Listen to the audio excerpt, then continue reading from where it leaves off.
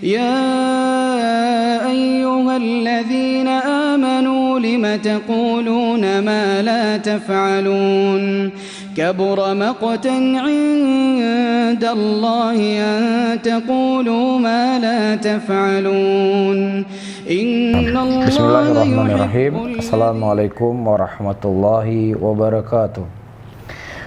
Waalaikumsalam. Alhamdulillahi hamdan katsira thayyiban mubarakan fih mubarakan alaih kama yuhibbu rabbuna wa yarda. Wa usalli wa usallim ala nabiyyina al-karim Muhammadin wa ala alihi wa ashabihi wa man tabi'ahum bi ihsanin ila yaumiddin. Saudara-saudaraku kaum muslimin dan kaum muslimat, pemirsa media Sunnah Aceh TV, dan juga kepada teman-teman yang mendengar melalui Zoom. Alhamdulillah pada malam hari ini kita kembali bisa menyapa pemirsa semuanya, dan kita akan membahas sebuah permasalahan yang cukup penting, ya, tentu urusan keagamaan kita dan urusan akhirat kita, ya, urusan kampung yang kita akan kembali dan kita akan hidup selama-lamanya di sana. Taib, disebutkan di sini oleh Syekh, fa inna min fadlillahi ta'ala wa ni'amih al-jalilah ala ibadih, dari kemuliaan Allah Subhanahu wa taala dan nikmatnya yang sangat besar kepada hamba-hambanya, Allah Subhanahu wa taala menjadikan musim-musim, ya, wal ayyamul fadilah, dan hari-hari yang mulia, litakuna mughniman lit-ta'iina wa midanan, ya, untuk menjadi ghanimah atau sesuatu yang dijadikan oleh seseorang untuk mengumpulkan sebanyak kebaikan, ya, wa midanan, dan juga sebagai medan untuk manusia berlomba-lomba. Tapi para hadirin dan hadirat rahimani wa rahimakumullah, sebagaimana yang sudah sering kita sampaikan di kajian, ya, di kajian kita sebelumnya dan juga di kajian-kajian yang lainnya, Allah Subhanahu wa taala memiliki kasih sayang yang sangat luas kepada kita. Ya, dan Allah Subhanahu wa taala memberikan kepada kita jalan untuk menuju surga itu selebar-lebarnya. Di antara bentuk kasih sayang Allah Subhanahu wa taala kepada hamba-hambanya, seperti yang disebutkan oleh Syekh di sini, Allah menjadikan hari-hari dan malam-malam, yang mana hari-hari dan malam-malam tersebut ketika seseorang beramal dengan amalan yang sedikit, tetapi dia akan mendapatkan kemuliaan dan keutamaan yang sangat besar di sisi Allah Subhanahu wa taala. Sesuatu yang cukup sering saya misalkan, seorang pedagang yang dia mendagangkan barang dagangan dengan harga yang sangat murah dia beli, kemudian dia jual dengan berlipat-lipat, atau bahkan terkadang dia mendapatkan barang dagangan dengan gratis dan kemudian dia bisa menjual dengan harga yang sangat mahal. Akan tetapi bersama dengan itu, dagangannya, bisnisnya tetap saja nggak maju, tetap saja rugi, ya, tetap saja bangkrut. Ini tentunya, ya, bukan tidak baiknya barang yang dia jual, akan tetapi dia kembali kesalahan itu kepada dirinya. Demikian juga Allah Subhanahu wa taala memberikan kepada kita kemudahan yang begitu besar. Ya, kita beribadah sesaat, tetapi Allah Subhanahu wa taala melipat gandakan amalan tersebut. Ya, di bulan Ramadan kita membahas tentang adanya malam Lailatul Qadar. Semalam seseorang beribadah di malam Lailatul Qadar itu sama seperti dia beribadah ribuan tahun, atau ribuan bulan, atau dengan kalau seandainya di tahun digenapkan dengan tahun sekitar 80-an tahun. Satu malam dia beribadah, tetapi sama seperti dia beribadah 80-an tahun.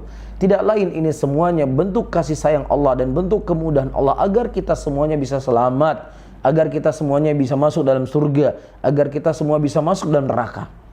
Dan kemuliaan dan kebaikan Allah dan rahmatnya Allah tidak hanya Allah berikan hanya di bulan Ramadan saja, tetapi ada di bulan-bulan lain yang terkadang kebanyakan manusia lalai, atau manusia tidak tahu, atau manusia memang belum pernah mendengar, sehingga dengan momen seperti ini kita ingin bacakan hadis-hadis Rasulullah SAW, ya, yang mana kemuliaan itu tidak hanya terjadi di bulan Ramadan, tetapi juga di hari-hari yang kita sedang berada pada hari ini.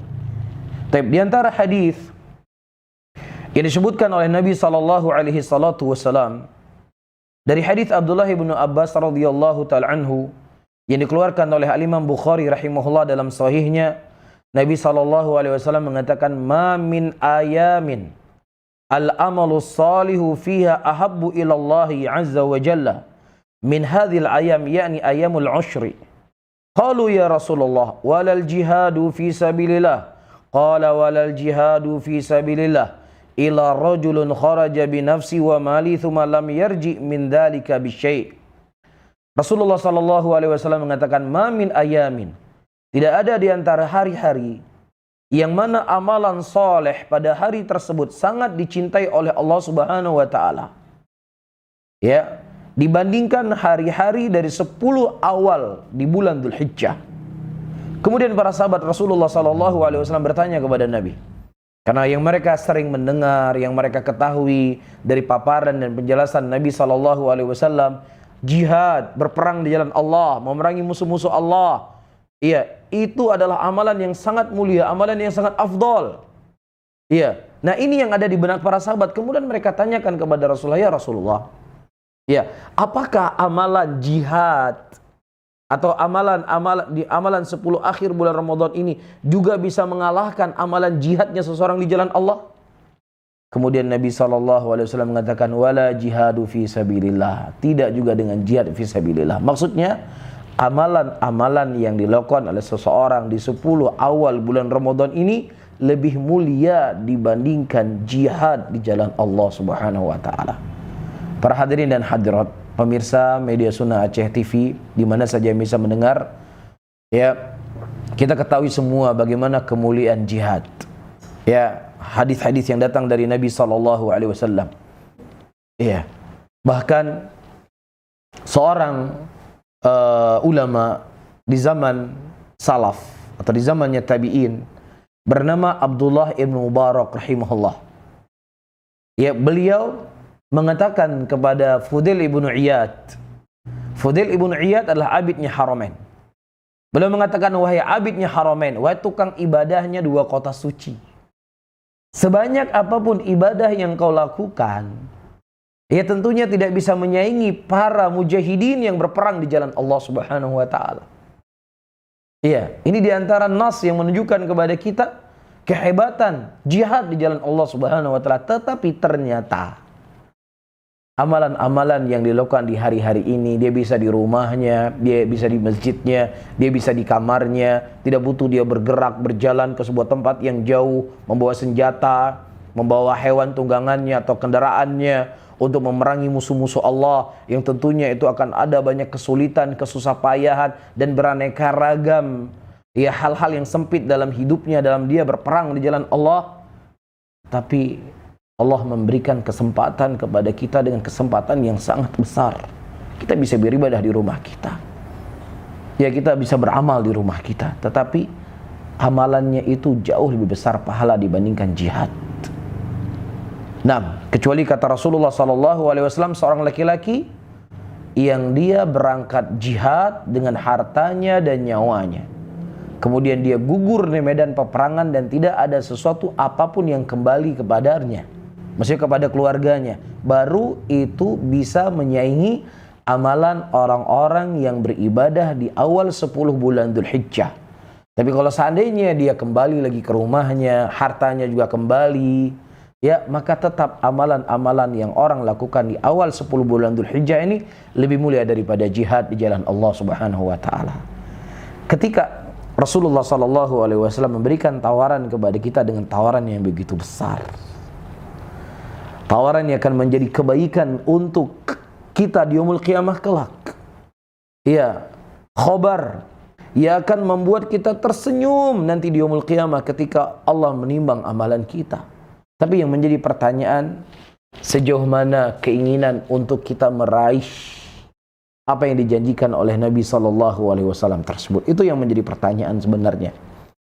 Ya, tetapi dalam urusan keduniaan yang terkadang itu bisa kita dapatkan dan terkadang bisa kita tidak dapatkan, atau terkadang kalau seandainya kita dapatkan, tetapi sesuatu yang kita dapatkan itulah sesuatu yang terkadang hanya habis dimakan sehari, 2 hari, seminggu, 2 minggu, sebulan, 2 bulan, ya, atau bahkan sesuatu yang memang ada resiko ruginya tetapi kita berusaha untuk mendapatkannya, kita tergiur dari janji-janjinya.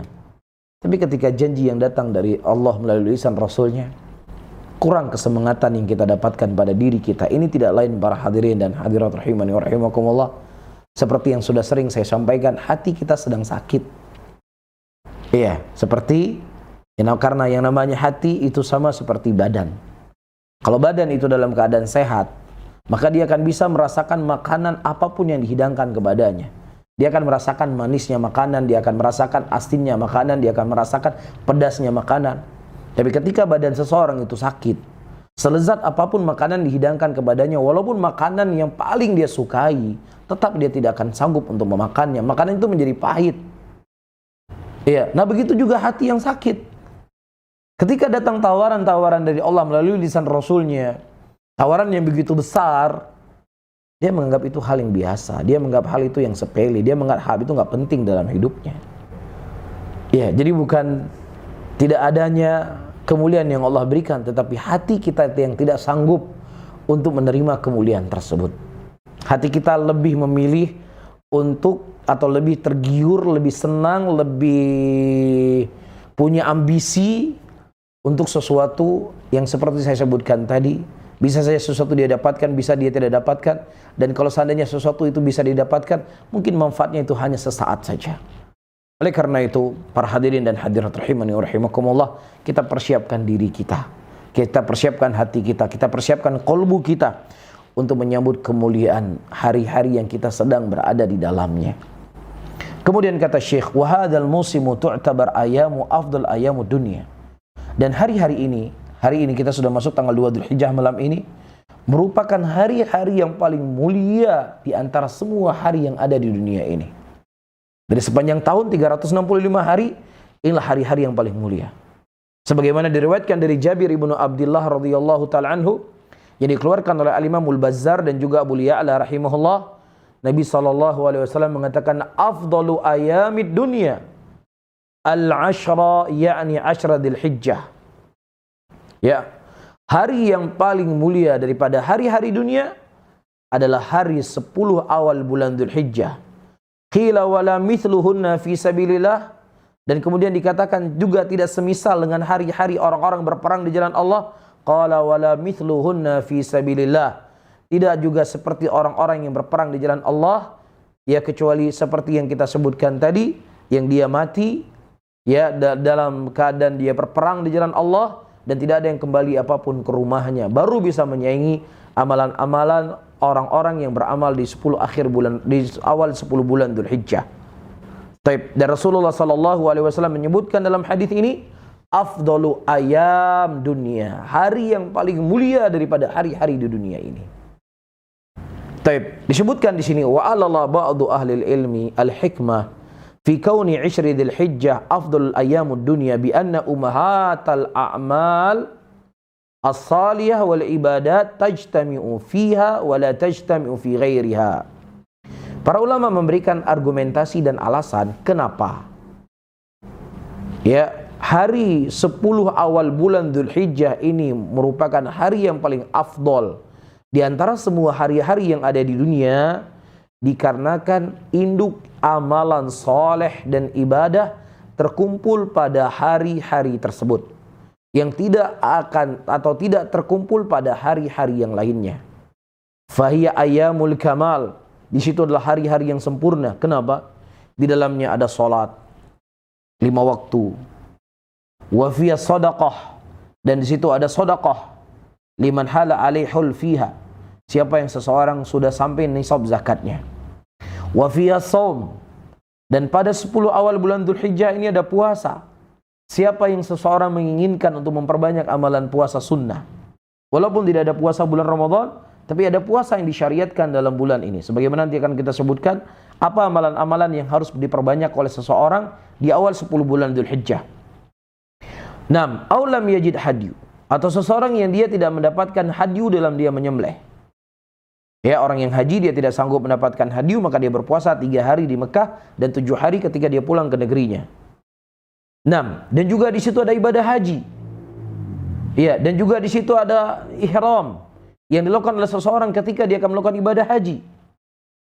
Nah, dan di situ ada zikir dan talbiyah dan doa yang menunjukkan akan ketauhidan Allah Subhanahu wa taala, dan juga di situ terkumpul ibadah-ibadah yang lainnya yang ibadah itu tidak ada di bulan-bulan atau di hari-hari yang lainnya. Kalau kita berbicara bulan Ramadan, ibadah bulan Ramadan ya puasa, salat, ya mungkin orang sudah ambil haul zakat, dia bayar zakat. Ya, tetapi di awal bulan Dzulhijjah ini, apa saja yang dilakukan di bulan Ramadan bisa dilakukan di amalan di bulan-bulan ini. Tetapi ada amalan-amalan di bulan ini yang tidak dilakukan di bulan Ramadan.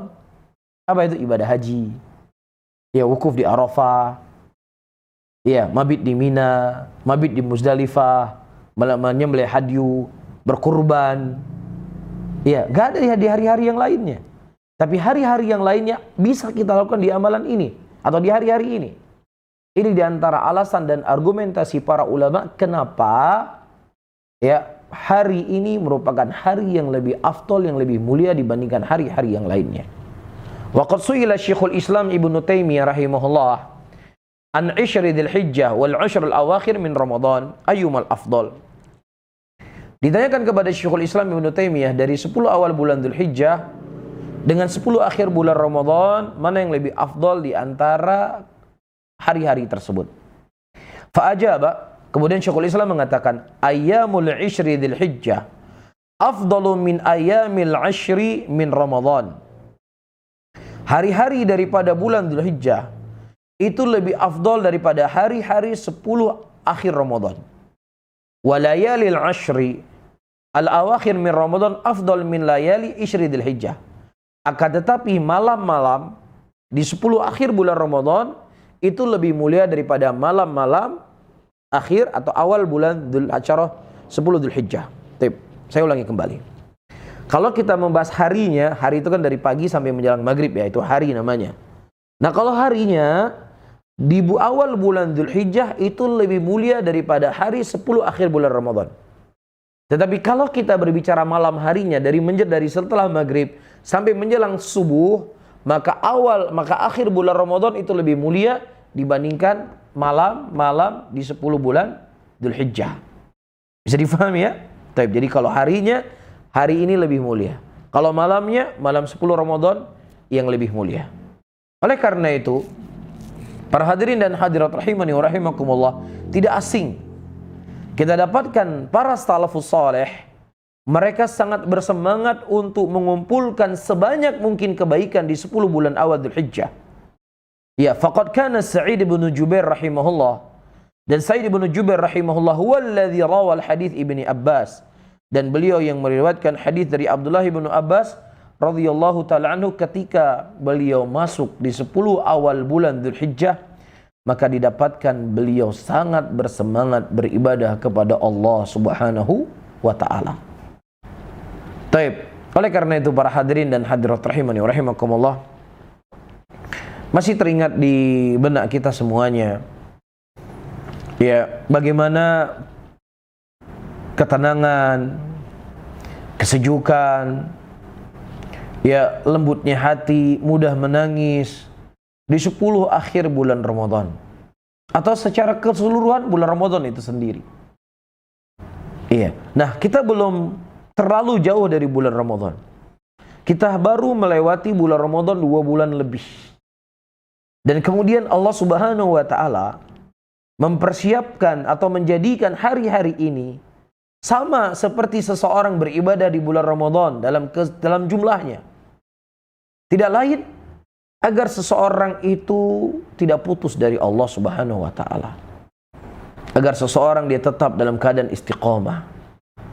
Dalam keadaan ada motivasi untuk dia beribadah, tidak hanya ibadah itu di bulan Ramadan saja, tetapi di hari-hari ini Allah memberikan bonus kepada kita dengan bonus yang sangat besar. Maka bersyukurlah orang-orang yang mereka dipermudahkan oleh Allah untuk beribadah di hari-hari ini. Dan celakalah bagi orang-orang yang mereka sulit beribadah di hari-hari yang begitu besar kemuliaannya.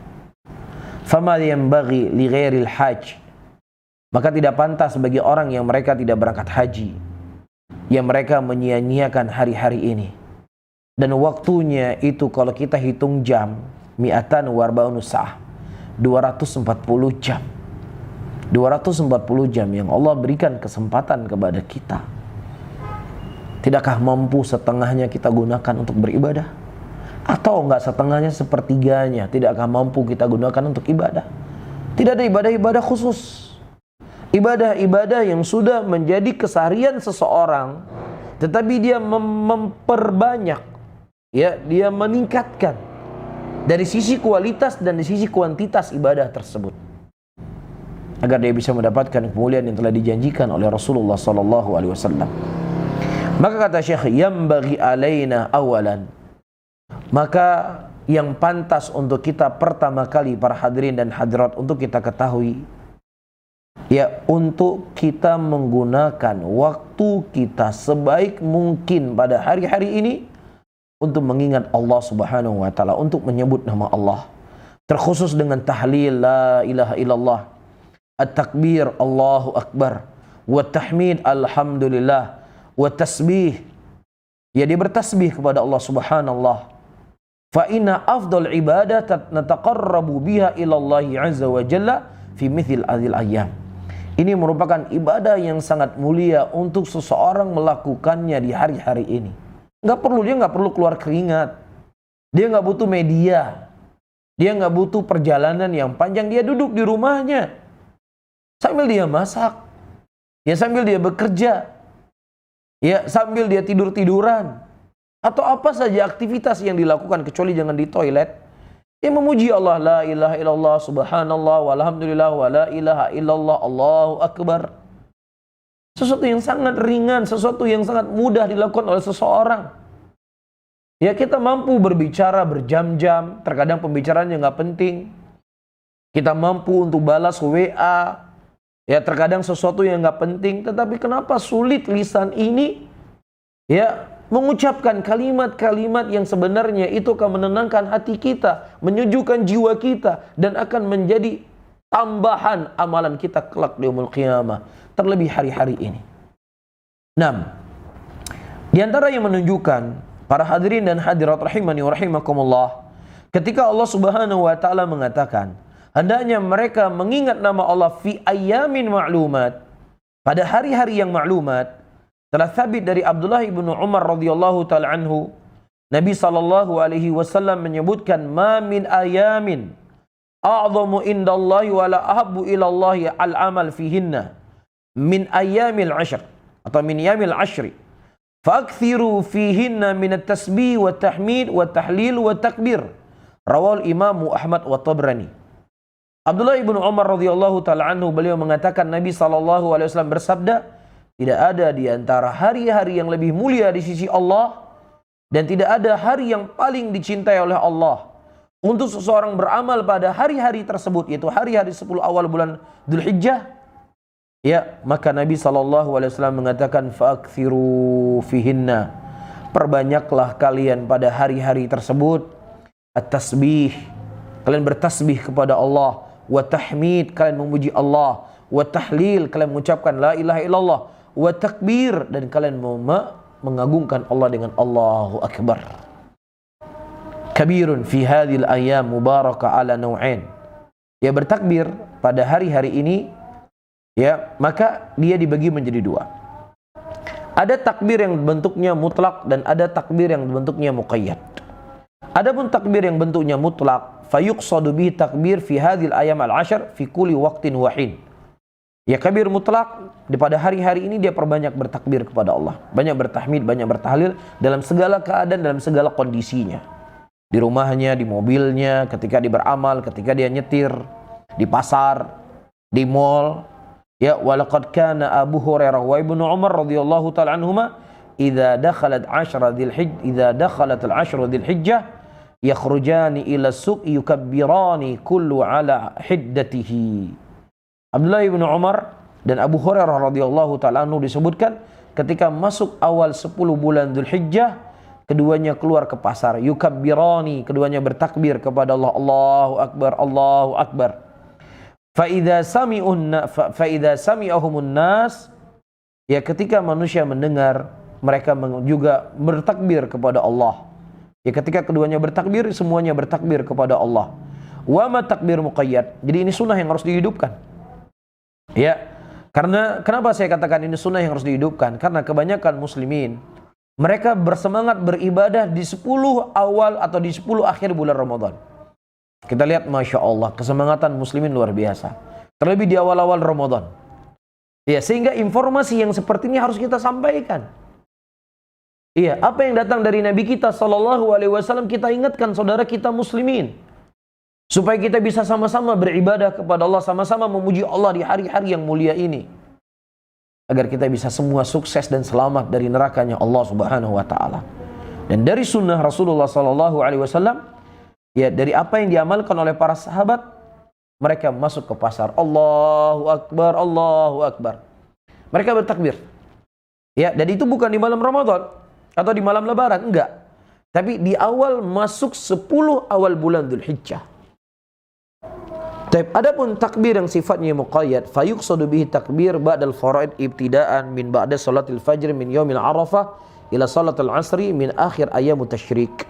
Adapun takbir yang sifatnya muqayyad, yang dimana dimaksudkan bertakbir pada hari itu adalah hari pada tanggal 9 Dzulhijjah, ya tanggal 9 Dzulhijjah hari Arafah, pada subuhnya dia bertakbir kepada Allah Subhanahu wa taala sampai akhir yaumut tasyrik.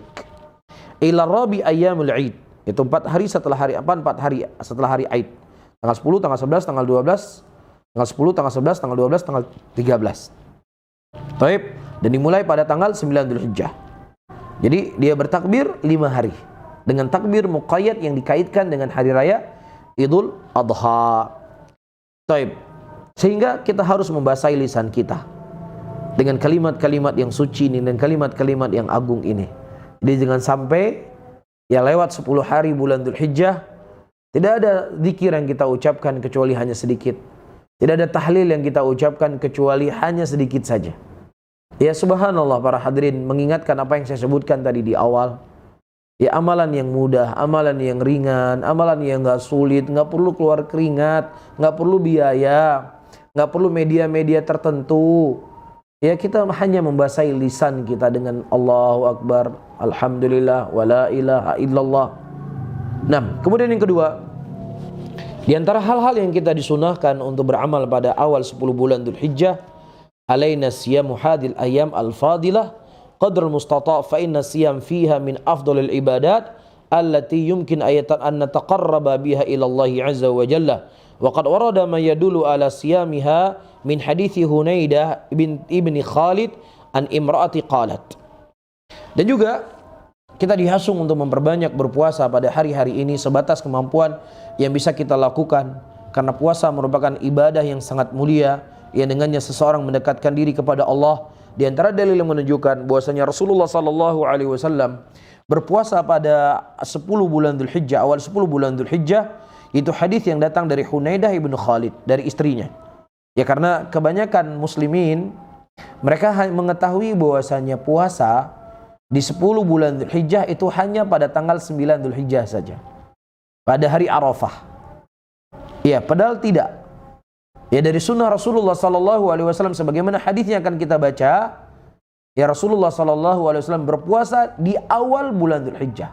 Jadi mulai hari tadi Rasulullah sudah berpuasa.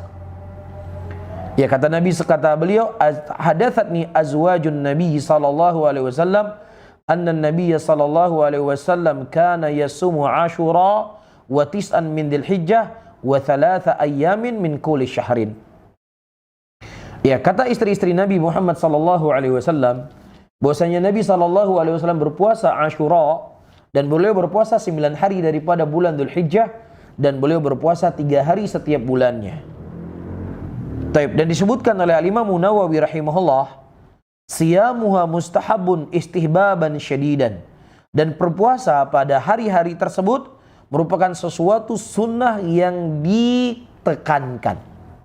Demikian kata Al-Imam Nawawi. Dan disebutkan di sana dari sebagian riwayat hadis dari Aisyah radhiyallahu taala anha bahwasanya Nabi sallallahu alaihi wasallam beliau tidak berpuasa pada awal 10 bulan Dzulhijjah. Nah di sana para ulama mereka menjamak di antara dalil yang datang. Aisyah radhiyallahu taala anha mungkin pada waktu itu Nabi dalam keadaan safar atau Nabi dalam keadaan sakit, ya maka Rasulullah tidak berpuasa. Adapun hal yang mengkhabarkan Nabi berpuasa itu apa yang mereka lihat? Dan ini tidak saling bertentangan antara satu dengan yang lainnya. Yang mana kita ketahui Rasulullah beliau menggilir untuk mabit di rumah istri-istrinya. Ada di rumah istri Nabi waktu itu beliau berpuasa, ada ketika di rumah Aisyah Rasulullah tidak berpuasa. Kan seperti itu. Tetapi asal daripada hadis untuk memperbanyak puasa di awal bulan Zulhijjah ini adalah sesuatu yang disyariatkan, sesuatu yang disunahkan oleh Nabi SAW. Nah, kalau misalkan tidak ada riwayat hadis yang menyebutkan Nabi SAW berpuasa dari tanggal 1 sampai tanggal 9, seandainya tidak ada, maka sudah mencukupi untuk kita dari keumuman hadis Nabi SAW. Hadis yang kita baca tadi dari Abdullah bin Abbas, "Ma min ayyamin al-amalu salih fihinna ahabbu ilallah." Ya, tidak ada dari hari-hari yang mana amalan soleh itu paling dicintai oleh Allah Subhanahu wa Ta'ala. Nah, sekarang kita tanya, amalan soleh, puasa itu amalan soleh atau tidak? Ya. Nah, kalau seandainya puasa amalan soleh, maka masuk dalam keumuman hadis Nabi tadi. Ya. Apa yang mengharuskan mengeluarkan amalan soleh dari hadis ini? Nggak ada. Maka Syekh Albani Syekh Ibnu Utsaimin mendoakan kejelekan bagi orang-orang yang mengatakan tidak disunahkan, tidak ada salafnya seseorang berpuasa di awal bulan Dzulhijjah. Beliau mendoakan kejelekan. Bagaimana tidak ada? Hadis Nabi SAW jelas mengatakan, "Ma min ayamin al-amalu salih ahabbu ilallah." Ya, tidak ada hari-hari yang mana seseorang beramal soleh itu lebih dicintai oleh Allah di hari-hari 10 awal Dzulhijjah ini. Sehingga tidak ada keraguan para hadirin dan hadirat. Ya, sunnah dari sunnah Rasulullah adalah berpuasa dari semenjak awal bulan Dzulhijjah sampai tanggal 9 Dzulhijjah. Baik, kemudian kata Syekh di sini, "Wa man lam yastati siyamu tis'ah ayyam fala yafutu alai siyamu yaumi Arafah alladhi yukaffiru dhunubu sanatain kamilatain haitsu rawa Abu Qatadah radhiyallahu ta'ala anhu anna Rasulullah sallallahu alaihi wasallam qala shaumu yaumi Arafah." Ya, dan kalau seandainya memang seorang tidak mampu untuk berpuasa 9 hari full, ya, maka dia jangan terluput dari berpuasa pada 1 hari di hari Arafah.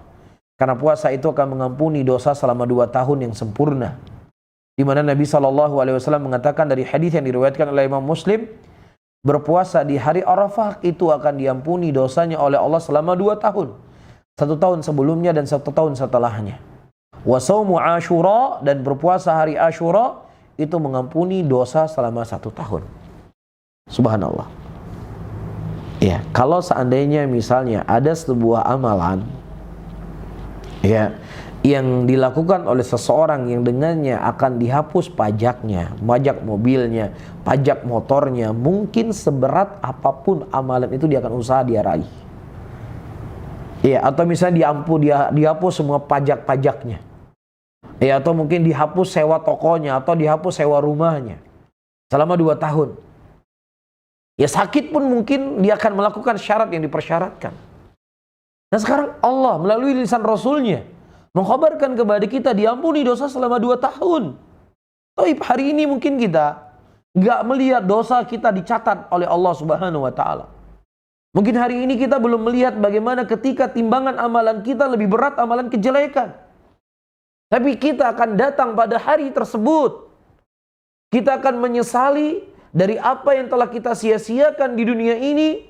Ya, dan kita akan berharap ada 1 dosa yang diampunkan oleh Allah agar semakin menambah timbangan amalan kebaikan kita kelak di yaumul qiyamah. Disitulah seseorang menangis. Disitulah dia akan merasakan besarnya nikmat bisa diampunkan dosa oleh Allah selama 2 tahun. Tetapi pada hari itu sudah tidak akan mungkin kita kembali ke dunia. Tidak akan mungkin untuk kita membayar walaupun dengan seluruh apa yang kita miliki dari harta kita, hanya membeli waktu. Ya Allah, berikan waktu, saya beli waktu ya Allah, cuma 1 jam ya Allah. Allah nggak butuh dengan harta kita, Allah nggak butuh dengan kekayaan kita.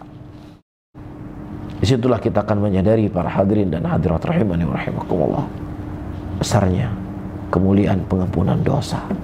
Nah, sebelum itu terjadi kepada saya dan juga belum terjadi kepada para hadirin dan pemirsa semuanya, mari kita gunakan hari-hari ini untuk beribadah kepada Allah Subhanahu wa Ta'ala. Dan kita sebagai seorang penuntut ilmu jangan hanya berpuasa pada tanggal 9 saja. Kita berusaha hari-hari ini kita isi dengan puasa. Takhayyalu ya ibadallah dzunubas sanatain kamilatain kulliha takhtafi wa tumha min sahafiyatik idza sumta yawm Arafah fala tuharrimu anfusakum min hadzal fadl jazil. Khayalkan wahai hamba-hamba Allah, Allah Subhanahu wa taala mengampuni dosa kalian selama 2 tahun. Allah menghapus kesalahan-kesalahan kalian dari catatan amalan kejelekan kalian hanya dengan berpuasa 1 hari. 1 hari kita berpuasa, para hadirin, diampunkan dosa oleh Allah 2 tahun lamanya. Bukankah Allah begitu baik kepada kita? Bukankah begitu luas rahmatnya Allah kepada kita? Bukankah Allah menginginkan agar kita bisa sukses? Bukankah Allah menginginkan agar kita bisa masuk surga? Bukankah Allah menginginkan supaya kita jauh dari neraka? Kalau seandainya bukan ini keinginan Allah, apalagi para hadirin dan hadirat rahimani wa rahimakumullah. Tapi manusianya yang terkadang tidak mau menggunakan kesempatan yang besar ini. Kemudian hal yang ketiga, para hadirin dan hadirat rahimani wa rahimakumullah, di antara yang disunnahkan untuk kita beribadah pada hari-hari ini, alaina taqarrabu ilallahi ta'ala bidhabhin al-adhahi. Ya, kita menyembelih, berkurban untuk Allah Subhanahu wa ta'ala. Alla tuhrim nafsaka min taqdim adhiyah lillah azza wa jalla yaumul id. Dan kau jangan mengharamkan dirimu, jangan kau menghalangi dirimu untuk tidak menyembelih untuk Allah Subhanahu wa ta'ala pada hari raya Idul Adha ini. Karena ini merupakan amalan yang sangat mulia. Bahkan para ulama mengatakan di antara seluruh amalan maliyah, harta, yang paling mulia adalah amalan berkurban. Di situ dia menumpahkan darahnya untuk Allah Subhanahu wa taala. Di situ dia menggunakan ketakwaannya, dia mengeluarkan hartanya untuk Allahur Rabbul Alamin. Subhanallah. Ya, kalau kita melihat, ya terkadang seseorang memiliki kendaraan, ya kendaraannya tidak satu, banyak kendaraan yang dia miliki. Ya, dia memiliki baju yang mungkin bajunya itu bisa seekor kambing harganya. Apalagi sepatunya. Mungkin sepatunya harganya seperti harga seekor sapi. Tetapi di akhir bulan di bulan haji atau di hari Idul Adha yang dia bahas kan nggak wajib berkurban di hari raya. Itu kan ada khilaf ulama di situ. Bahkan Abu Bakar As-Siddiq radhiyallahu taala anhu, beliau sengaja tidak berkurban di hari raya Idul Adha supaya orang tidak menganggap itu adalah kewajiban. Subhanallah. Ketika dia beli sepatu harganya harga sapi, dia nggak pernah membahas ini hukum membeli sepatu wajib atau nggak wajib. Dia nggak bahas. Ya, ketika dia beli baju dengan harga seekor kambing, dia nggak bahas apakah ini wajib ataukah tidak wajib. Subhanallah. Ya, padahal Allah nggak butuh dari daging yang kita kurbankan. Allah nggak butuh. Yang Allah butuhkan takwa, yang dengannya kita mendekatkan diri kepada Allah. Dan kemudian daging yang kita sembelih bisa kita makan sendiri. Kemudian kita bisa membagi kepada tetangga kita, kita bagi ke keluarga kita, dan kita bagi kepada saudara-saudara kita muslimin. Apa yang rugi? Apanya yang rugi? Subhanallah. Begitu bakhilnya kita, begitu pelitnya kita untuk Allah Subhanahu wa taala. Ya, dan itu juga Allah nggak butuh sebenarnya dengan sembelihan kita, tapi kitalah yang butuh untuk mendekatkan diri kita kepada Allah. Tidakkah kita malu kepada Rasulullah sallallahu alaihi wasallam? Tidakkah kita malu yang pertama kepada Allah? Allah memberikan nikmat kepada kita, memberikan rezeki kepada kita, tapi kita siap menghambur-hamburkan harta tersebut kepada sesuatu yang tidak penting. Tetapi ketika perkara ibadah yang itu akan menjadi kendaraan kita kelak di yaumul qiyamah, kita membahas itu nggak wajib. Itu ada terjadi perselisihan pendapat di kalangan para ulama. Ini tentunya orang yang bakhil, orang yang sangat pelit. Ya, la ilaha illallah. Yang mudah-mudahan kita dijauhi oleh Allah dari penyakit-penyakit yang seperti ini. Penyakit hati namanya. Penyakit yang hubud dunia, yang cinta dengan dunia. Takut hartanya berkurang. Ya, tetapi dia siap mengeluarkan hartanya dari hal yang nggak penting yang kita sebutkan tadi. Ya, Nabi SAW terkadang di rumah beliau tidak ada makanan yang beliau makan. Ketika beliau punya kemampuan, beliau berkurban 1.100 ekor unta dikurbankan oleh Nabi. Tapi setiap tahunnya beliau tidak pernah meninggalkan berkurban ya 2 ekor kambing itu nggak pernah beliau tinggalkan. Tapi ketika beliau punya kemampuan, beliau berkurban 100 ekor unta. Itu kemuliaan yang sangat besar para hadirin dan hadirat. Ya, oleh karena itu mari kita bersemangat berkurban di hari raya ini. Ya, kita bisa ngopi terkadang tiap pagi, tiap subuh kita ngopi. Ya kalau uang ngopi itu dikumpulkan dalam waktu 3 bulan, ya mungkin sudah bisa membeli seekor kambing. Ya, dia nggak pernah membahas ngopi pagi itu apa hukumnya, wajib atau sunnah, nggak pernah dia bahas. Ya, tetapi kalau udah urusan ibadah, mulai dia membahas hukumnya. Nasallallahu salamata wal afiyah. Nah, kalau seandainya kita tidak mau menginfakkan harta kita berkurban di hari-hari yang mulia ini, yang dagingnya bisa kita makan sendiri, bisa kita buat sate, bisa kita buat rendang, di rumah kita masih juga pelit. Jangan sampai kita menyesal. Seperti keadaan orang-orang yang Allah khabarkan dalam Al-Quran, Rabbi, laula akhartani ila ajalin qarib, fa asaddaqa wa akum minas salihin. Ya Rabbku, kalau seandainya engkau mengakhirkan sejenak kematianku, maka aku akan mensedekahkan harta yang kau miliki dan aku akan menjadi orang-orang yang saleh. Subhanallah. Tapi kemudian para hadirin dan hadirat rahimani wa rahimakumullah, disebutkan dari Abu Bakar As-Siddiq radhiyallahu ta'ala anhu, anna Rasulullah sallallahu alaihi wasallam qala, su'ila ayyul a'malil afdal, apa amalan yang paling afdal? Kemudian Nabi sallallahu alaihi wasallam mengatakan al-ajju wath-thajj. Al-ajj artinya adalah at-talbiyah. Ath-thajj artinya an-nahar, yaitu dia berkurban. Itulah amalan yang paling afdal. Dia bertalbiyah, ya, labbaik Allahumma labbaik, labbaik la syarika laka labbaik, bagi para jamaah haji. Ya, dan bagi kita yang enggak berangkat haji, kita berkurban. Itu amalan yang paling afdal kata Nabi sallallahu alaihi wasallam. Wal adhiyatu sunnatun muakkadatun jidda, dan menyembelih berkurban di hari raya merupakan sunnah yang ditekankan. Dikarenakan Nabi sallallahu alaihi wasallam beliau terus menerus berkurban. Bahkan beliau berkurban selama 10 tahun semenjak disyariatkan berkurban tersebut. Beliau tidak akan pernah tinggal. Wa hatha ala dzalik hatta qala sallallahu alaihi wasallam. Dan Nabi sallallahu alaihi wasallam yang menghasung seseorang untuk berkurban, bahkan Nabi mengatakan, barang siapa yang seseorang memiliki kelapangan untuk berkurban dan dia tidak berkurban, maka jangan dia mendekati mushola kami, jangan dia mendekati tempat sholat kami. Demikian Rasulullah memberikan peringatan keras bagi orang-orang yang mereka tidak mau berkurban. Terkadang banyak sekali soal-soal yang ditanya, Ustadz, ya bagaimana hukumnya kalau saya masih punya hutang, boleh nggak saya berkurban? Ustadz, bagaimana kalau seandainya saya ini mau menikah sekian beberapa bulan lagi, boleh nggak saya berkurban, dan seterusnya. Tapi nggak pernah ada pertanyaan, Ustadz, saya ini masih punya banyak hutang, boleh nggak saya tiap pagi nongkrong di warung kopi ngopi? Nggak pernah ada pertanyaan seperti ini. Ya, boleh nggak saya misalnya jalan-jalan dalam keadaan saya belum bayar hutang? Nggak pernah ditanya. Tapi yang sering ditanya, boleh nggak saya bayar hutang? Sebenarnya jawaban yang ingin dia dapatkan, udah, buat kamu nggak ada kewajiban untuk berkorban karena kamu masih punya hutang. Subhanallah. Ya, hasbunallah wa ni'mal wakil.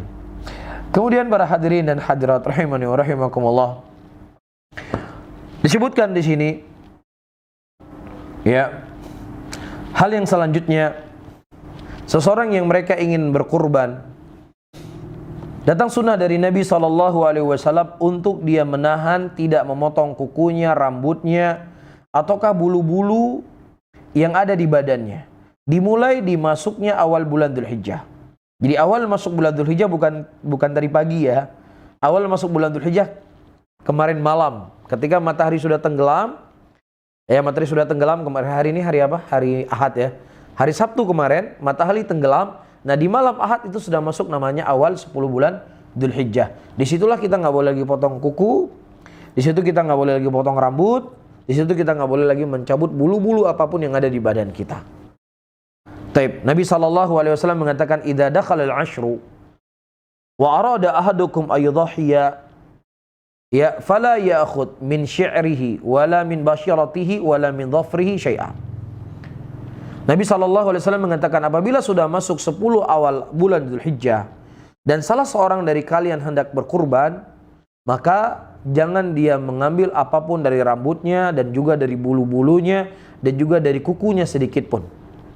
Dan hadisnya diriwayatkan oleh Imam Muslim.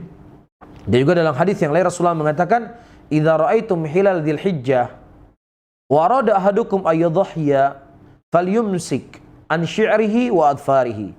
Dan apabila sudah kalian telah melihat hilal, itu hilal terlihat ketika tenggelamnya matahari di akhir bulan Dzulqa'dah. Dan salah seorang dari kalian hendak berkurban, maka hendaknya dia menahan untuk tidak mengambil rambutnya dan tidak mengambil kukunya. Dan di sini perlu diperhatikan para hadirin dan hadirat rahimani wa rahimakumullah. Misalkan seseorang berkurban seekor kambing misalnya. Satu ekor kambing dia berkurban atas nama si bapak. Dan dia niatkan untuk seluruh kerabatnya. Dia niatkan pahalanya. Maka yang tidak memotong kuku, rambut dan bulu-bulu itu adalah hanya si bapaknya saja. Ya, si pemilik harta atau si pemilik hewan kurban tadi. Namun keluarganya yang diniatkan itu dia tidak masalah untuk memotong rambutnya dan seterusnya. Taib. Nah, kalau seandainya misalnya ada 7 ekor sapi yang berserikat satu keluarga, ada 7 orang misalnya berserikat, dan setiap keluarga itu mereka memakai nama mereka atas nama sapi 7 saham tadi, maka seluruhnya mereka tidak memegang, tidak mengambil, tidak memotong kuku dan tidak memotong rambut dan semisalnya. Bisa difahami ya? Taib. Tapi kalau jadi 2 hal yang saya sebutkan tadi. Ada yang sifatnya niat pahala. Niat pahala dia tidak mengambil, dia boleh memotong kuku. Tapi kalau seandainya hewan kurban itu atas nama orang yang dinamakan atas nama anaknya. Misalnya dia punya hewan kurban, anaknya juga punya hewan kurban yang semisalnya. Maka bersama dengan itu dialah yang tidak memotong rambut dan kuku dan yang semisalnya. Taib. Wallahu ta'ala alam bisawab, ilmu inallah tabaraka wa ta'ala. Mungkin kita buka dulu sesi tanya jawab dari materi yang sudah saya sampaikan di malam hari ini, dan mungkin kita akan memberikan kesempatan dulu kepada teman-teman yang ada di Zoom. Taib. Wallahu a'lam bishawab.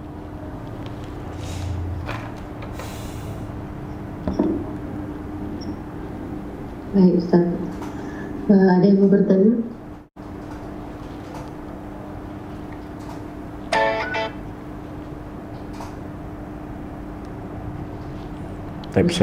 Taib. Nah.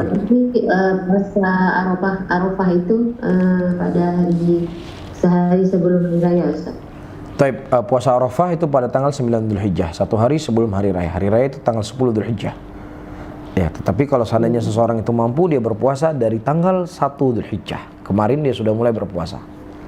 Taib. Nah. Mulai tadi ya? Nah, mulai tadi. Iya.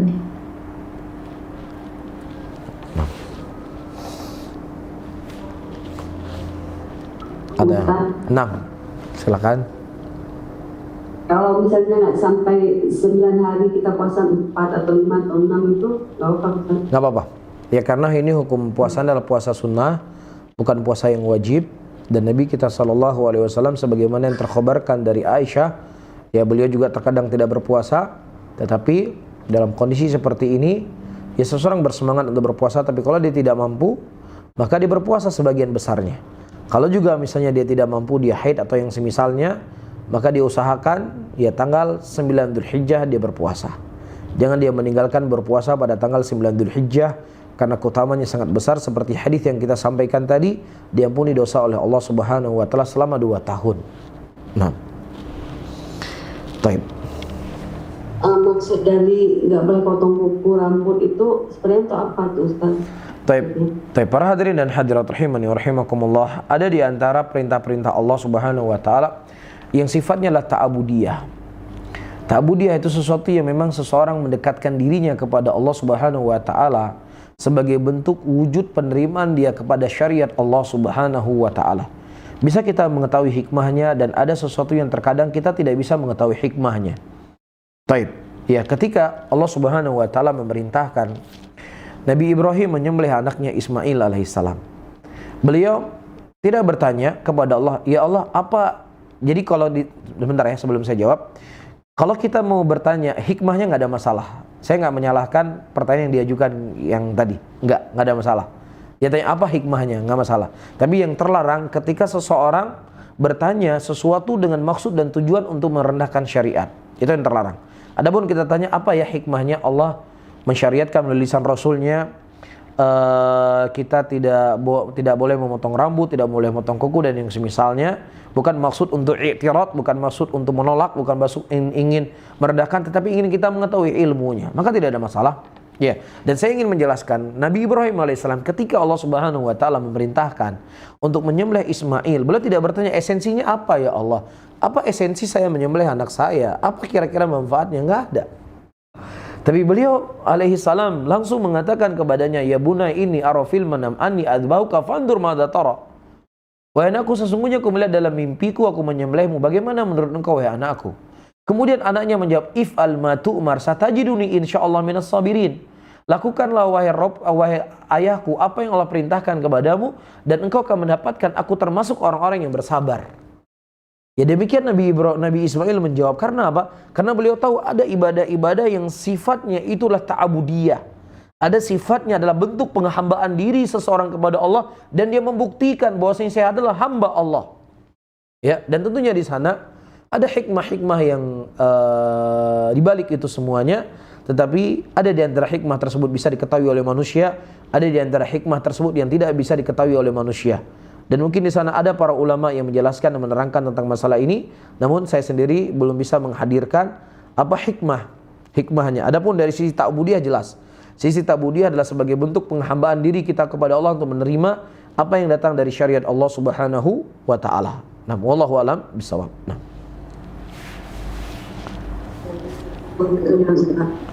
Baik. Jadi Ustadz, di 10 hari awal Zulhijjah ini kan hari yang sangat agung ya Ustadz ya. Nah, betul. Di sepanjang tahun ya berarti kan. Nah. Sesuai sama nanti sama hadis yang ma min ayamin a'dhamu indallahi itu. Nah, betul. Jadi kita mengerjakan amal ibadah di awal Zulhijjah ini pahalanya besar ya Ustaz? Nah, sangat besar. Seperti berpuasa juga kan Ustaz? Berpuasa, menuntut ilmu seperti yang kita lakukan sekarang ini, belajar, beristighfar dan seterusnya. Walaupun di hari 9 Zulhijjah itu pahalanya 2 tahun ampuni dosa kan Ustaz? Betul. Tapi di yang lainnya nggak disebutkan pahalanya ya Ustaz? Tidak disebutkan, tetapi pahalanya itu berlipat-lipat. Karena Rasulullah mengatakan, ma min ayamin al-amalus soleh ahabbu ilallah fihinna, paling dicintai oleh Allah pada hari-hari tersebut. Ketika itulah amalan yang paling dicintai oleh Allah Subhanahu wa taala, tentunya akan dilipat gandakan oleh Allah sekehendak dari Allahu Rabbul Alamin. Ya, maka seluruh amalan kebajikan, tidak hanya amalan-amalan tertentu. Birrul walidain, memperbanyak istighfar, menyambung tali silaturahmi, menyebarkan salam, memberikan makanan kepada orang yang membutuhkan, mendamaikan dua orang yang saling bermusuhan, amal ma'ruf, nahi mungkar, menjaga lisan, menjaga kemaluan, berbuat baik kepada tetangga, memuliakan tamu, berinfak di jalan Allah, menghilangkan duri di jalanan, dan menafkahi istri, menafkahi anak-anak, memberikan santunan kepada anak yatim, menziarahi orang sakit, menunaikan hajat-hajat mereka, ya, dan juga berselawat kepada Rasulullah, dan juga menjaga dirinya tidak mengganggu muslimin, dan bersifat lembut kepada muslimin, dan menyambung tali hubungan dengan teman-teman yang dulu orang tua kita memuliakan mereka, dan amalan-amalan yang lainnya, baca Quran, berzikir dan seterusnya. Jadi tidak hanya amalan-amalan tertentu, tapi semua amalan-amalan diperbanyak pada hari-hari ini. Nah, ya Ustaz, jazakallahu khairan. Ya, semangatnya beribadah. Nah, betul. Barakallahu fiik. Jadi semua hadir kita di majelis ilmu ini akan berbeda pahalanya insyaallah dengan hadirnya kita majelis ilmu di hari yang lainnya. Baca Quran kita di hari-hari ini lebih mulia, lebih afdal dibandingkan hari-hari yang lainnya. Naam. Yes. Baik. Baik, barakallahu fiik. Baik, di teman-teman di yang lain atau di YouTube ada pertanyaan, Imam? Baik, di sini ada pertanyaan. Kalau teman-teman di Zoom belum ada pertanyaan, saya jawab dulu pertanyaan di sini. Baik. pada hari Id yang dimaksud berpuasa apakah hanya berpuasa makan dan diperbolehkan minum, dan apakah dimulai dari bangun tidur atau terbit dari fajar? Syukran Ustadz dan kru. Wa anta jazakallahu khairan. Para hadirin dan hadirat rahimani wa rahimakumullah, hadis Rasulullah sallallahu alaihi wasallam atau sunnah yang disebutkan oleh Nabi sallallahu alaihi wasallam yang beliau tidak makan sampai beliau pulang dari sholatul Id, itu maksudnya adalah ketika seseorang dia punya hewan kurban. Ketika dia punya hewan kurban, maka makanan yang dia makan pada waktu itu disunahkan adalah hewan kurbannya. Tapi kalau seandainya seseorang memang tidak ada hewan kurban yang dia kurbankan, maka tidak ada masalah dia makan dari pagi hari. Atau misalnya dia sudah ada kesepakatan dengan panitia kurban, dia akan mengorbankan dia akan berkorban di hari kedua hari raya atau ketiga hari raya, maka nggak ada masalah dia di pagi hari dia langsung makan. Tapi di sini maksudnya adalah hasungan agar seseorang itu memakan daging hewan yang dia kurbankan pada hari raya Idul Adha. Jadi di sini sedikit faidah para hadirin dan hadirat rahimani wa rahimakumullah. Ya, seseorang ketika dia berkurban maka disunahkan dia menyembelih sendiri. Kalau dia tidak mampu menyembelih sendiri, maka setidaknya dia melihat hewan sembelihan yang disembelih. Ya, dan juga disunahkan dia untuk memakan hewan yang dia sembelih tadi. Ini hukumnya sunnah, tidak wajib. Nah, kalau misalnya teman-teman yang mungkin berkorban di kota yang lainnya atau di daerah yang lainnya, ya mungkin dia banyak hewan kurban, dia korban di negerinya, dia korban dekat rumahnya, dia korban di tempat-tempat yang lainnya, ya maka tidak ada masalah walaupun misalnya dia itu hal yang dibolehkan, tidak dilarang. Ya, dan kalau seandainya memang dia ingin mengamalkan sebagian dari sunnah Rasulullah, ya mungkin di zaman sekarang ada namanya video call, dia mungkin bisa video call, saya ingin lihat hewan sembelihan saya ketika disembelih. Maka nggak ada masalah. Ya mudah-mudahan itu juga adalah bagian yang mencocoki dari sunnah Rasulullah Sallallahu Alaihi Wasallam untuk melihat hewan yang hewan sembelihan kita yang disembelih. Nah, wallahu a'lam bishawab. Jadi kita nggak perlu tunggu kurbannya selesai disembelih. Kita pagi boleh makan sebelum boleh, nggak ada masalah, boleh kita makan. Ya, tapi tapi ya, hasungan di sini adalah hasungan Rasulullah untuk kita memakan hewan sembelihannya kita. Ya, nah kita di Indonesia kadang-kadang kan sembelihnya itu dari jam 9 itu mungkin siang atau sore nanti baru diantar dagingnya kan seperti itu. Ya, tapi kalau memang misalnya kita bisa ngomong sama panitia, tolong mungkin ya hewan habis disembelih saya mungkin ambil sedikit untuk mengamalkan sunnah, saya masak sop mungkin yang lebih mudah untuk makan biar saya bisa mencocoki sunnah Rasulullah memakan hewan sembelihan yang saya korbankan. Wallahu a'lam. Berarti sebelum itu kita jangan makan dulu ya. Iya, tapi kalau seandainya misalnya di korbannya nanti dipotongnya baru pada zuhur, kan nggak mungkin makannya sore-sore. Baik. Jadi kalau memungkinkan. Baik. Iya. Baik. Kemudian ada yang lain dari teman-teman di Zoom? Ya, Assalamualaikum Ustaz. Waalaikumsalam warahmatullahi wabarakatuh. Ustaz, untuk keutamaan jumlah berkorban, misalnya apa yang lebih utama, misalnya suami berkorban 2 atau 3 ekor, baik kambing maupun sapi, ataukah istri juga berkorban atas namanya? Taib. Kemudian yang kedua, untuk hewan kurban itu sendiri, apakah lebih utama berkorban di sekitar area rumah? Apakah ada perbedaan keutamaan? Taib. Masya Allah, pertanyaan yang sangat bagus sekali. Pertama, perlu kita ketahui para hadirin dan hadirat rahimani wa rahimakumullah, teriwayatkan dari Nabi kita Muhammad sallallahu alaihi wasallam ketika beliau berkorban, ya beliau berkorban atas nama beliau dan untuk niat pahalanya kepada seluruh keluarga beliau. Taib. Dan di sini tidaklah menunjukkan tidak bolehnya seseorang berkorban atas nama anak ataukah nama istrinya atau nama yang lainnya. Terlebih misalnya si istri atau anak-anaknya mereka punya penghasilan sendiri, ya maka tidak ada masalah untuk dia berkorban atas nama siapapun. Intinya Rasulullah SAW menghasung kita untuk memperbanyak berkorban. Ya, dan itu dihasungkan dari ucapan Nabi dan juga perbuatan Nabi Muhammad SAW. Itu yang pertama. Yang kedua, secara hukum asal, seseorang berkurban di daerah negerinya atau di tempat dia tinggal itu lebih afdol secara hukum asal. Kenapa? Pertama, dia bisa mengamalkan sunnah untuk berkurban sendiri. Yang kedua, dia bisa melihat langsung. Yang ketiga, dia bisa memakan hewan kurban yang dia kurbankan tadi. Kan seperti itu. Nah, ketika hewan kurbannya itu diserahkan di tempat yang jauh, dia tidak bisa memakannya. Dia tidak bisa menyembelih sendiri.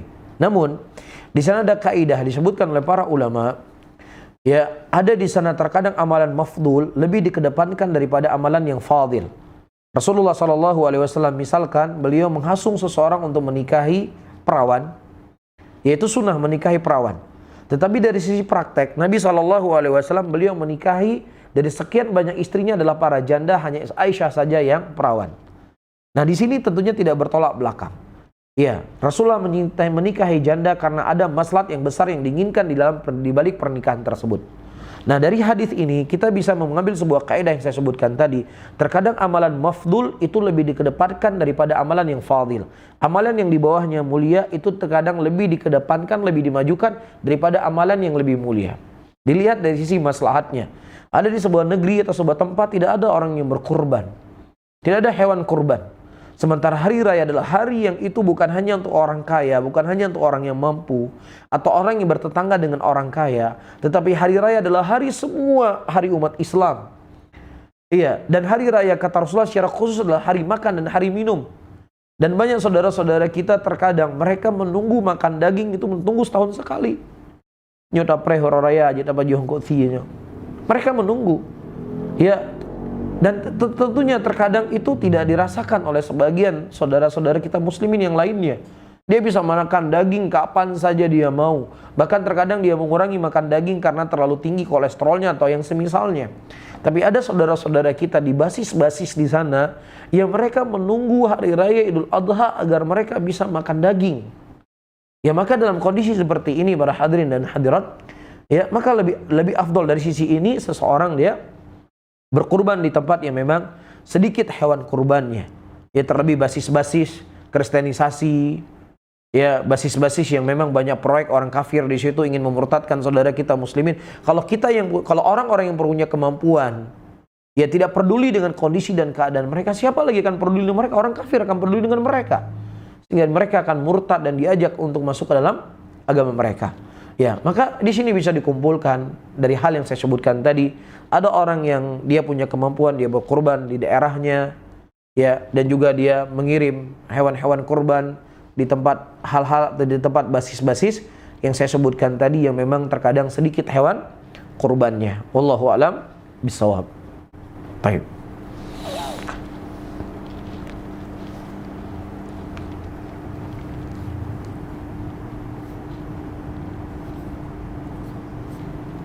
Jadi tadi Ustaz, baiknya berarti meniatkan kurban itu atas nama kepala keluarganya Ustaz, iya, seluruh keluarganya. Iya, kemudian diniatkan atas seluruh kepala keluarganya. Demikian yang ternukilkan dari Nabi SAW.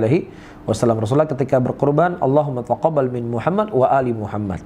Ya Allah, terima inilah dari Muhammad dan dari keluarganya Muhammad SAW. Tapi kalau seandainya dia berkurban dengan nama dari setiap keluarganya, maka tidak ada masalah. Wallahu a'lam bishawab. Kalau untuk orang yang udah meninggal boleh diniatkan. Niat pahala tidak ada masalah. Seseorang meniatkan pahala, misalnya kita berkurban atas nama diri kita dan kita niatkan pahala juga untuk bapak kita yang sudah meninggal atau ibu kita yang sudah meninggal, nggak ada masalah. Tetapi berkurban atas nama orang yang hidup, kata Syekh Muhammad bin Shalih Al-Utsaimin, tidak, yang sudah meninggal, kata Syekh bin Utsaimin, tidak ternukilkan dari Nabi Muhammad SAW. Dalam keadaan banyak orang-orang yang beliau cintai itu telah meninggal. Khadijah radhiyallahu taala anha atau yang semisalnya, tidak pernah ternukilkan beliau berkurban atas nama mereka. Tapi Rasulullah berkurban atas nama beliau yang masih hidup dan beliau niatkan pahalanya kepada kerabat beliau yang masih hidup ataukah yang sudah meninggal. Wallahu a'lam bishawab. Ya, bisa. Jazakallahu khairan. Baik, wa iyyakum barakallahu fikum. Ada yang lain? Kalau tidak ada, di sini saya jawab pertanyaan selanjutnya. Assalamualaikum. Waalaikumsalam warahmatullahi wabarakatuh. Bagaimana hukum sholat id di rumah dikarenakan PPKM masjid di tempat tinggal ana ditutup dan juga larangan memotong hewan kurban di masjid Ustadz? Jazakallahu khairan wa anti jazakillahu khairan. Para hadirin dan hadirat rahimani wa rahimakumullah.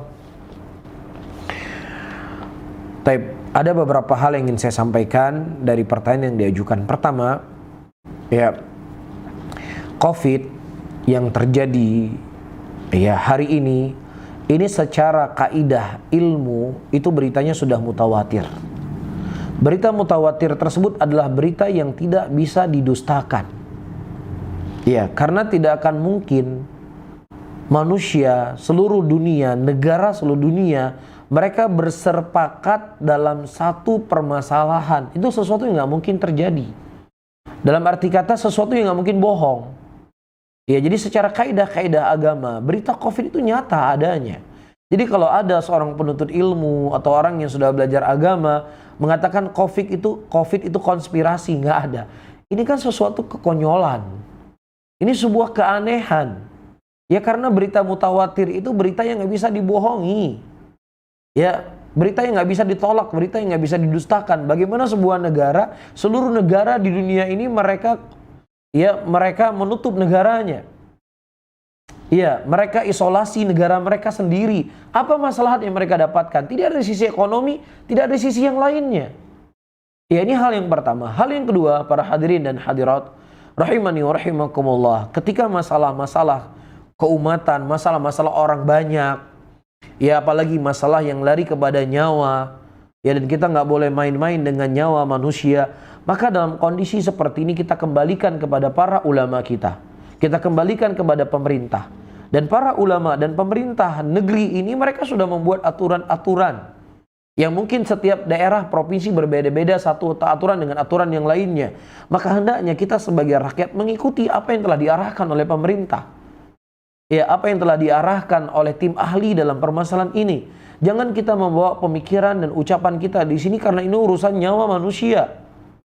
Iya, dan begitu juga para hadirin dan hadirat, saya menghasung diri saya dan juga kepada saudara-saudara saya muslimin. Ya, apa keuntungannya pemerintah untuk membuat vaksin yang kemudian vaksin itu disuntik secara gratis kepada masyarakat? Apa kira-kira keuntungan yang kemudian pemerintah mengambil keuntungan dari vaksin? Justru mereka harus mengeluarkan harta yang banyak, uang yang banyak untuk vaksin. Oleh karena itu, ketika kesempatan itu dibuka, ayo kita vaksin. Ya, pertama, dari sisi menjaga diri dan menjaga nyawa. Itu sesuatu perkara yang asas dalam agama kita. Rasulullah SAW menyemangati kita untuk berobat ketika kita sakit. Rasulullah menghasung kita minum habatus sauda. Rasulullah menghasung kita untuk minum madu. Rasulullah menghasung kita untuk berbekam. Iya, dan semisalnya dari hadis-hadis yang datang dari Nabi, tidak lain ini semuanya adalah untuk menjaga kesehatan kita. Dan begitu juga Islam tidak memungkiri adanya ilmu medis modern yang kemudian dijadikan sebagai acuan dan rujukan di dalam untuk menjaga kesehatan kita. Dan para ahli telah berbicara bahwasanya vaksin ini bisa menekan ya kemudaratan yang lebih besar daripada gejala COVID itu sendiri. Dan para ahli sudah mengatakan kok vaksin yang divaksin itu bukan untuk menghilangkan COVID, bukan untuk menghilangkan corona secara totalitas, tetapi untuk meringankan gejala agar bisa memberikan dampak tidak terlalu mudarat bagi manusia. Dan kita sudah mengetahui dalam kaidah dalam agama ini, ketika kita diperhadapkan dua mudarat, ada mudarat yang lebih besar, ada mudarat yang lebih ringan, kita ambil mudarat yang lebih ringannya. Kalau nggak divaksin, mudaratnya lebih besar. Kalau divaksin masih ada kemudaratan, bukan nggak ada, maka kita pilih yang lebih ringannya. Ya, maka oleh karena itu dan hal yang lainnya tentunya disebutkan dan dijelaskan oleh para ulama, para hadirin. Kalau seandainya misalnya ada seseorang yang dia nggak siap untuk divaksin, ya sudah, Anda lakukan dengan privasi Anda, pribadi Anda sendiri. Jangan Anda kowar-kowar, apalagi Anda berbicara di media sosial. Ini bukan hal yang bijak. Di tengah-tengah pemerintah, para medis, para nakes yang berjuang di barisan yang paling terdepan, bahkan terkadang mengorbankan nyawa mereka. Ya, bahkan mereka nggak bisa bertemu dengan keluarga mereka, tidak bisa berkumpul dengan keluarga mereka. Kemudian seenaknya kita berkata ini dan itu. Ini nggak pantas bagi seorang muslim. Ya, kalau Anda punya pemahaman, pemikiran pribadi, cukup Anda simpan untuk diri Anda sendiri. Nggak perlu Anda ungkapkan ya di tempat-tempat umum. Ya, ketika Anda sudah berbicara di tempat umum, berarti Anda sudah memberikan para hadirin dan hadirat, Anda sudah melakukan sesuatu hal yang itu bisa membuat kacau keadaan umat. Bisa difahami ya? Jadi ketika pemerintah sekarang sudah membuat aturan di sebuah provinsi untuk sholat di rumah, lakukan apa yang telah mereka anjurkan tersebut. Ya, bukankah ada sesuatu yang datang nas dari Nabi kita Muhammad SAW, orang yang makan bawang putih, makan bawang merah, boleh nggak ke masjid? Ya, orang yang ketika hadir makanan dia boleh langsung makan dulu untuk tidak menghadiri berjamaah. Dan nas-nas yang lainnya yang tentunya para hadirin dan hadirat, hal yang terjadi pada hari ini dari nyawa atau lain semisalnya itu jauh lebih mengerikan dan jauh harus lebih dijaga dibandingkan hal-hal yang saya sebutkan tadi. Tapi mudah-mudahan seseorang itu mendapatkan pahala dari apa yang dia lakukan dan tidak ada masalah untuk dia sholat id di rumahnya bersama keluarganya. Dan juga berkurban itu tidak mesti harus dia berkurban di masjid, dia bisa berkurban di rumahnya sebagaimana seorang sahabat dia mendatangi Rasulullah dan dia berkata, "Ya Rasulullah, saya sudah berkurban di rumah." Dia berkurban untuk istri dan untuk keluarganya. Dan Rasulullah memerintahkan kepada dia untuk mengulangi berkurban bukan dikarenakan beliau berkurban di rumahnya, tetapi karena waktu berkurbannya itu belum sampai, belum tiba. Wallahu a'lam bishawab. Nah.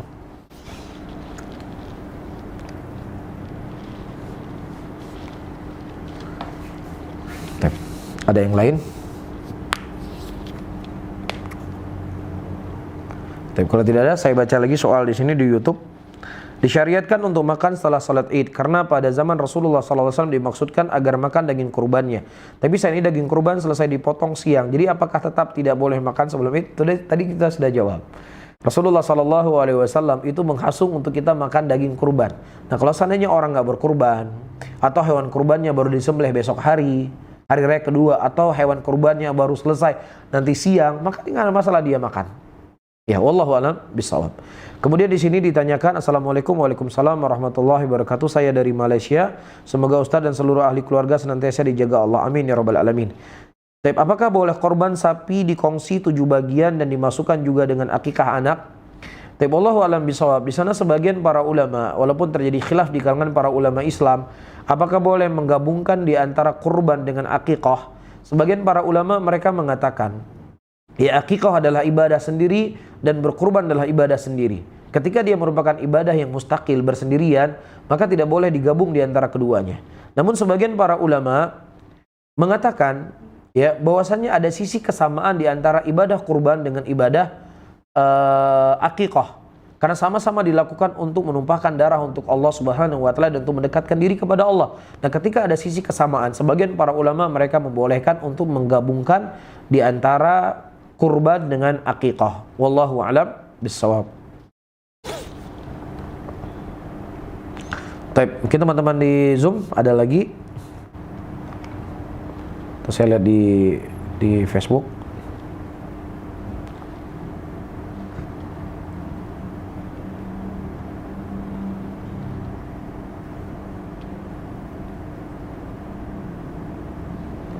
Nah,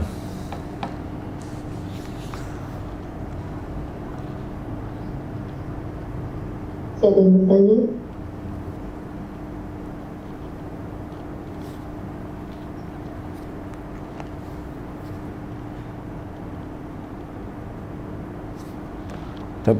di YouTube masih ada pertanyaan, Imam? Habis. Di YouTube dan di Facebook pertanyaannya sudah habis.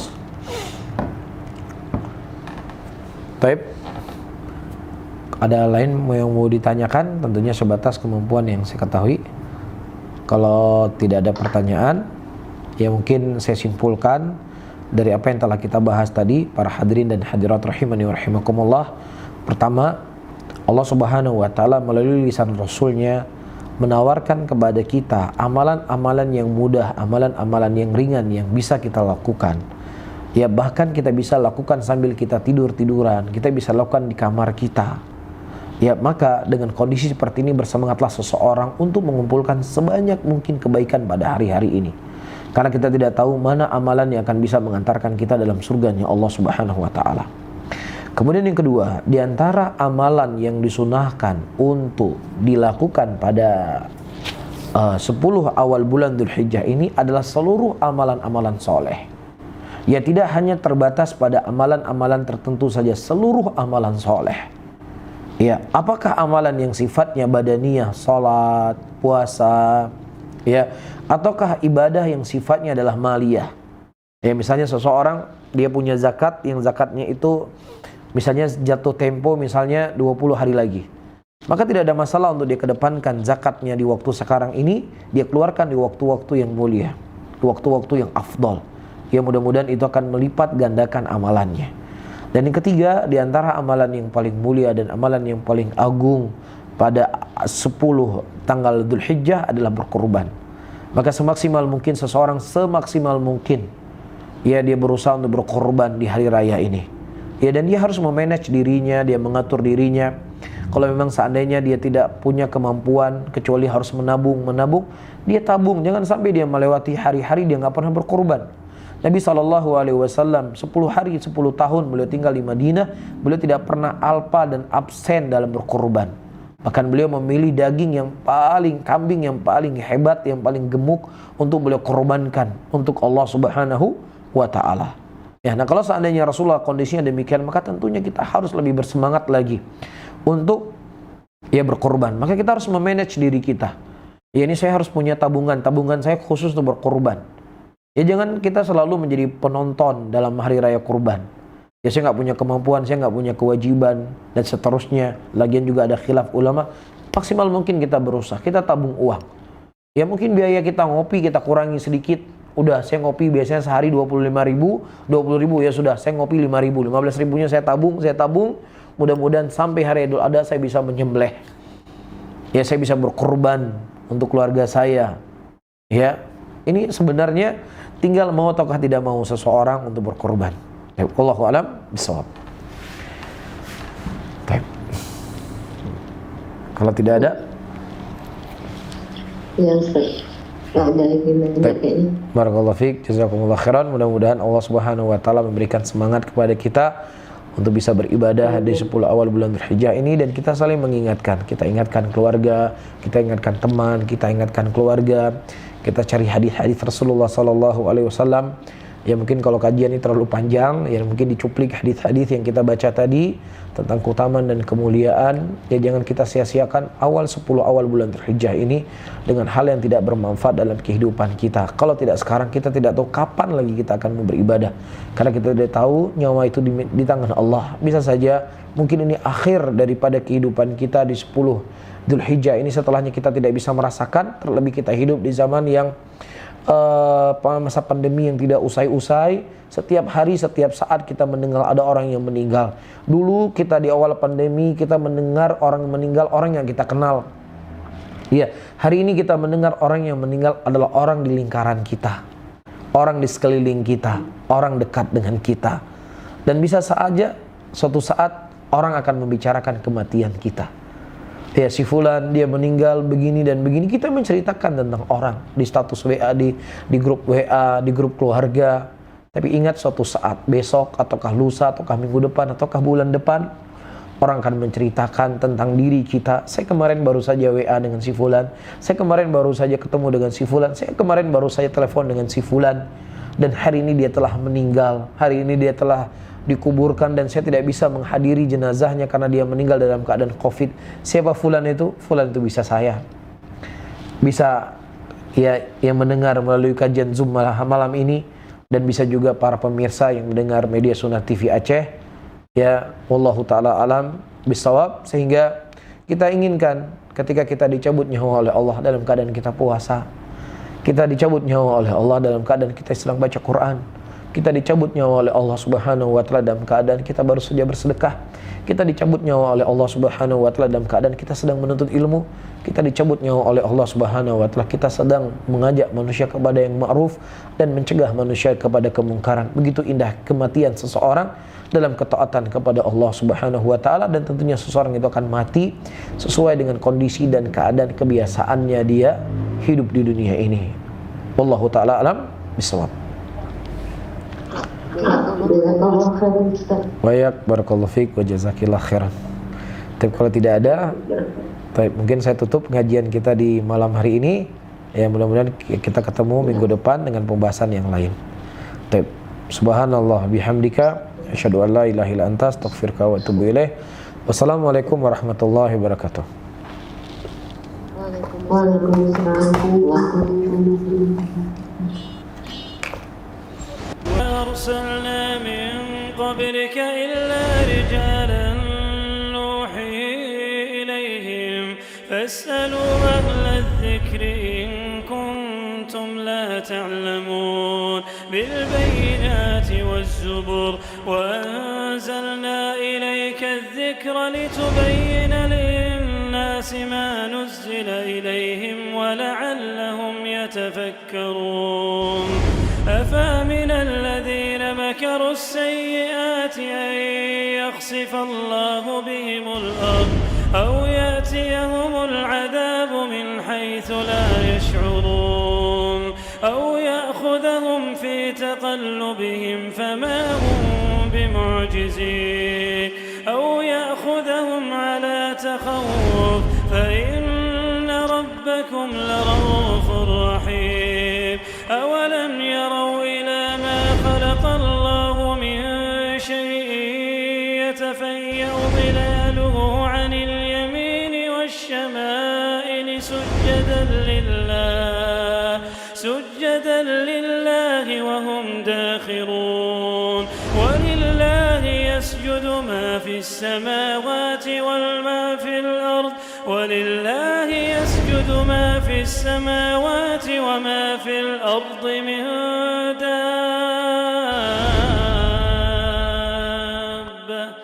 والملائكة وهم لا يستكبرون